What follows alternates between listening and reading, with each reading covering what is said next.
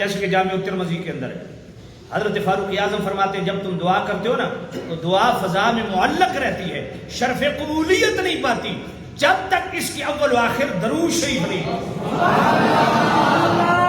حضرت عبداللہ بن مسعود رضی اللہ تعالیٰ عنہ دعا کرتے ہیں، انہوں نے دعا سے قبل اور بعد درود شریف پڑھا تو حضور نے فرمایا تیری دعا قبول ہے کیونکہ تو نے دعا کی اول و آخر درود شریف پڑھا ہے۔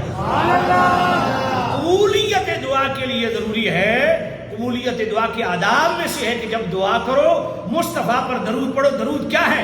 اللہم صلی علی محمد، یہ مصطفیٰ کے لیے اللہ سے رحمت مانگتے ہیں، تو جب آپ اللہ سے اپنے لیے مانگتے ہیں تو ساتھ مصطفیٰ کے لیے مانگتے ہیں، تو اللہ بڑا کریم ہے، جب مصطفیٰ پر رحمت بھیجے گا تو مصطفیٰ کے وسیلے سے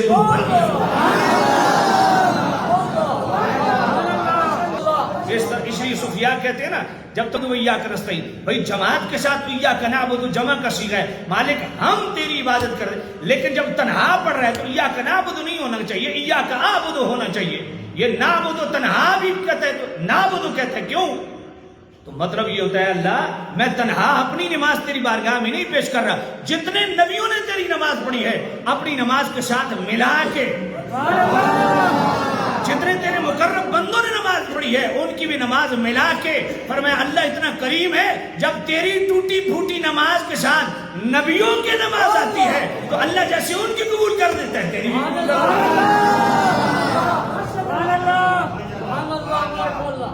تو یہ ہے مصطفیٰ کریم کا ذکر خیر کی برکت، سبحان اللہ۔